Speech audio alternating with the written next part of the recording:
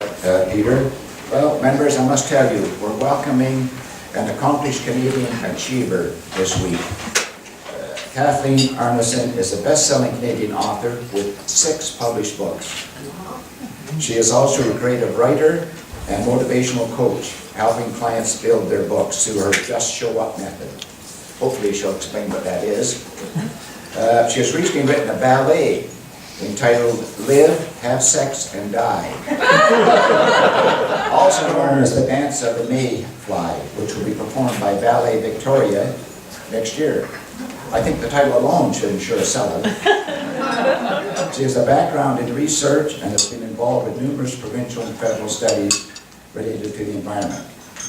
She's a recipient of the Queen's Jubilee Medal presented for her work in arts and culture and the Victoria Hospitality Award. Just as important to this gang, however, is the fact that she was a member of the Rotary Club of Gimli.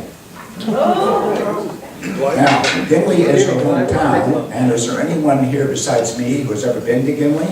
That looks like 3 people. Oh no, I'm not. Her dad was the mayor of Gimli, and her mother was the president of the Gimli Rotary Club. Now, more interesting to me, she's the author of a book entitled The Life is a Camino, to be released this year. This tidbit in her bio caught my eye, particularly the phrase, "The moment you have your first thought of walking the Camino may be the first step you take to coming to know yourself in a way you could never have imagined." I mention this walk because it's on my wish list. I wanted to do it ever since I saw the video with Martin Sheen and his son a few years ago. Kathleen is here today to speak to us about the World Children's Summit on Peace and Nature, which came about after she crossed Canada and presented the importance of personal peace to 10,000 Canadian scholars. Fellow Rotarians, I'm introducing a very busy Canadian, Kathleen Arneson.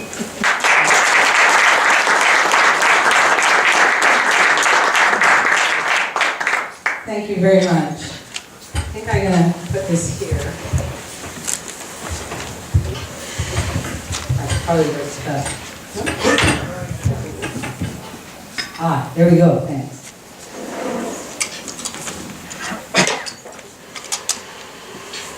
Thank you very much for inviting me. I'm really honored to be here and to be with Rotarians again. It's been a while for me. I've been in Victoria for 9 years. And Jim was very gracious to invite me as a guest a number of months ago, and so I did come for lunch at that point. There's really nothing that happens when somebody wants to be realistic. It just doesn't.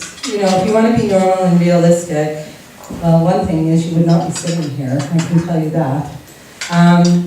And when I did some history around Paul P. Harris and realized that, you know, here you have one man with one dream, and that one man with one dream through this massive organization around the world, through something that is so incredible that holds all the values that we could ever want, is the friendship and service to community. So, you know, Martin Luther King did not say, you know, I have a strategic plan. He said, I have a dream. Mandela was not another person that was realistic. He was a dreamer. And I don't think that polio would have been able to be conquered if somebody thought that they were going to be realistic about it. And I don't think Paul Harris was a very realistic man. And I hope to be able to say that I am not that either. When I also, a funny little odd thing that I do is I analyze handwriting and names. And so I was really interested in the name Rotary, and I wanted to bring to you what the word Rotary means besides action. R seeks truth and is willing to argue incessantly for what the R believes to be true. They don't mind self-sacrifice for a worthy cause and usually donate their time to support causes that have a primary aim of enlightening others or discerning the truth. The vowel O is the most important letter in anybody's name, and O for Rotary will get the job done and get it done well. The middle letter T is about responsibility. And the middle cluster, AR, is a highly important to these people that life be fair, and know, all of you, that Rotary is going to outlast every probably service organization in the entire world. And the why is that you do this in a very friendly way. So just by the name Rotary, and when you say I am Kathleen Arneson and I was part of a Rotary Club, I take on that energy, that acknowledgement. So no wonder Rotary has done the most amazing things that it's ever done. I had a dream 7 years ago, and in my dream I heard a message. It was a Gandhi message that if we wanted world peace, we must begin with the children. And this is not something that I thought I would do in my lifetime. So it's a bit of a surprise, and I was a bit, felt a bit odd.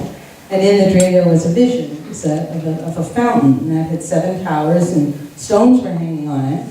So it didn't go away right away, so I thought, well, I guess I better do something with this. So I phoned a friend of mine in Winnipeg, Gary Hilderman, and I asked him if he would design this fountain. And so he came back with a design of a fountain that could be moved in and out of my car, it wouldn't break, kids could put it together, and we could hang stones on it like you would on a Christmas tree. And people started donating, so I had this fountain made, and a wonderful company here in Victoria. And people started donating stones to this fountain. And it was stones from the Giant's Walk in Ireland, Queen Sheba's Palace, all over the world, beautiful crystals.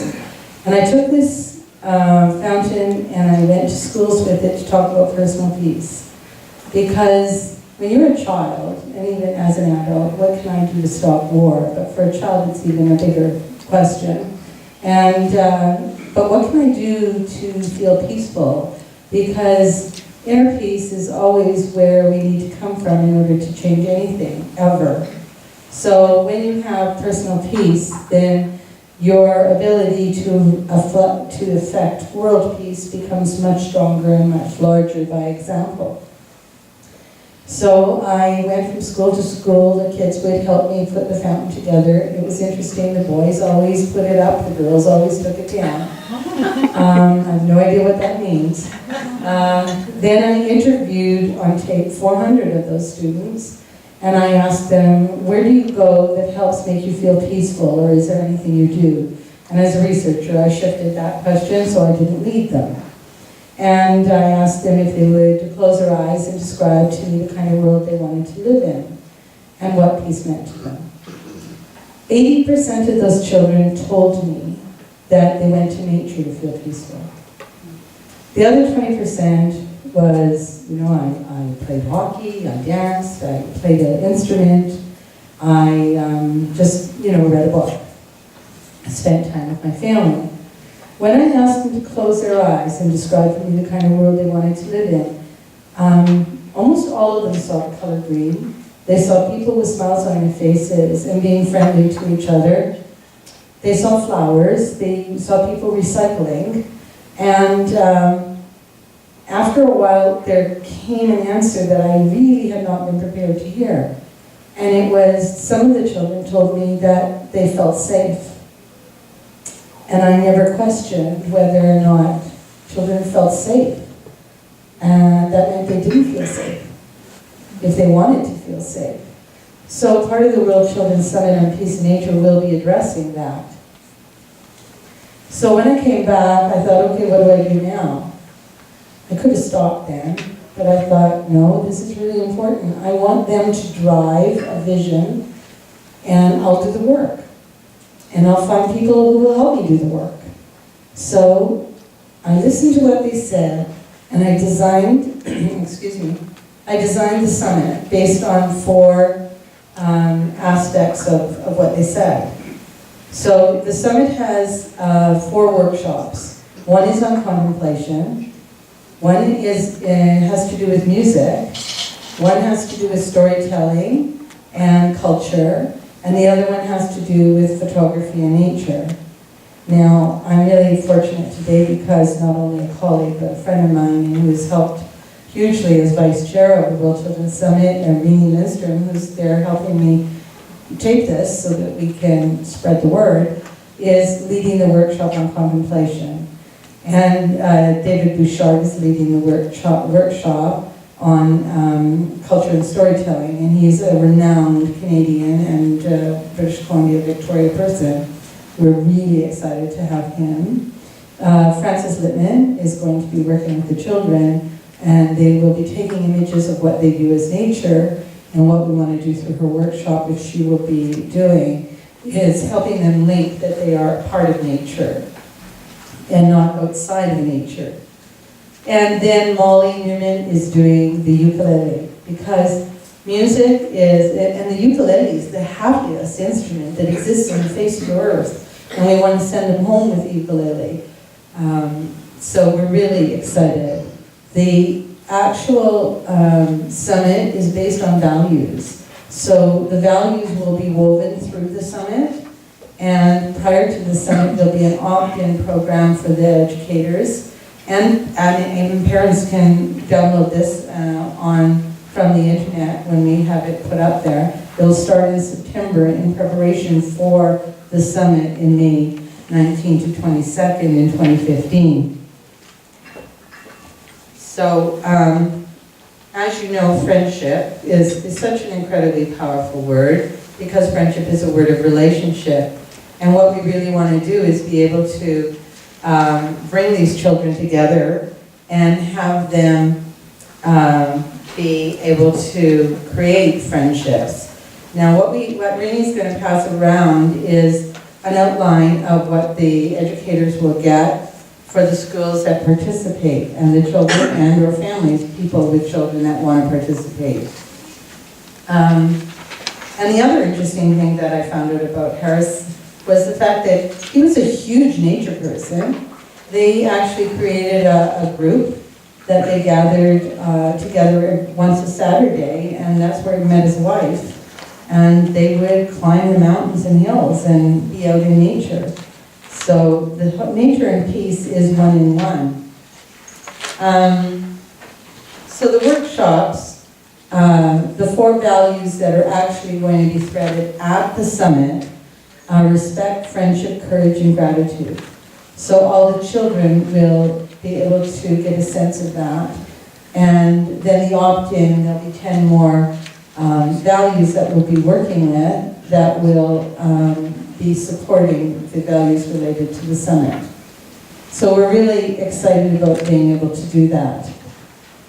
Now, when you think about children, and they're so wise because they're so truthful, and that's why we wanted to use them as the lead to create the summit. We're looking at 200 kids from the British Columbia mainland and Vancouver Island, and another 140 from across the provinces. So we're looking at probably 10 students out of each province and or a school. And that way they'll be able to support each other. But it's one way to grow an opportunity for them to share tools with both their friends, their families, and their community, and look to each other for those friendships. It's not really unlike Rotary in many, many aspects, except we're dealing with 10 to 14-year-olds, and who knows, hopefully these will become the kind of people that when they do become older, that they will be participating as international students of Rotary, that they will be people who become involved and are of service to their community in whatever way they do it, in whatever club they do it. But it's certainly important that we instill this value of empathy in a time when this is not an easy time to be a child. It's not an easy time to be a parent. There's a lot of stuff going on, except at the same time, that is no excuse for us not to step up to the plate and to not do what we can possibly do to help children, families, educators, whoever they are, to be able to come from a place of peace. that they can know personal peace. When you hold your hand like this is the size of your heart. Your body will tell you immediately when you are going to go into a state of stress or anxiety, and you'll start breathing harder. And then you don't really make clear decisions when you decide in that state to actually take action, unless you're running away from a deer that's eating the flowers. I don't know. I've never seen a deer eating flowers, which is odd, I guess, here. But you know, to be able to help kids and help them understand that they're not alone in this and that they can make these friendships. We're going to live stream this to the world. So and we will be sending out this invitation to every school across this country and right to every country that wants to be that we can think of to notify it, which is the beauty of the internet. And they can tune in and they can participate along the way with us. They can opt into the program 10 months prior to the summit, and they can be part of the summit. I do have kind of a fun thing that we're trying to do. Whether it works or not, I don't know, but it'll be fun doing it. I had an Ellen DeGeneres made, and we're going to have the kids ask her to come and dance with them at the opening of the summit. So we're going to walk her through downtown Victoria and, sort of have the kids talking to her. You're going to really like Victoria. You could bring your mom. You could, have a great time here. And Portia would love shopping, and here's where you could stay, whether it's the Empress or wherever. And then put her on a plane and have them wave off. Who knows? At least she'll know we're doing something. And I know that she's a huge advocate for working for children, for bullying. Bullying to me is a behavior, it's not a title. And I don't ever go to that place. Somebody has bullying behavior doesn't really mean you're a bully, and that can change. So that's sort of where I come from with that whole thing. But I know that Ellen is really big on people treating each other well, as is what we are and what Rotary stands for. So I guess what I'd like to say is that if you're interested, if you want to participate and help support this, if you want to share this with other Rotarians and see whether or not they would come on board and be part of what we're doing, it would be huge, because I think it is a reflection of what you do and what you stand for. And I'm really proud of all those things, or I probably wouldn't be doing what I'm doing. And I think that we do have to start with the kids. And we have to start with them earlier than university and high school. We have to come right down to 10 to 14. It's really, really important these children learn these values, and that they learn what friendship looks like, what it means, what empathy looks like. And I think we're going to have a happier world. And I really appreciate the fact that you've taken your time out of your day to listen to what I've had to say. And if you feel moved to sponsor a child to come to the summit, great. If you want to help by, letting other Rotarians and clubs know about this incredible project, then we would be thrilled with your support and your help, because that's what we need. All of the groundwork has been done. Now we need to be able to make sure that we pull it all off, which we will. Like little steps, they always, as long as you keep your eye on that goal. Doesn't matter how many steps it takes you to get there, as long as the goal stays big and you don't become small from fear. So with a happy heart, and I hope you go to see the ballet, because I really wanted to capture your attention right off the hop. But anyway, thank you so much. And again, if you need any more information, please feel free to contact me. The World Children's Summit on Peace and Nature is going to change the world hugely. And to have Rotary at our back would be great. Thank you so much. Have a wonderful, wonderful week. And, yeah. Welcome.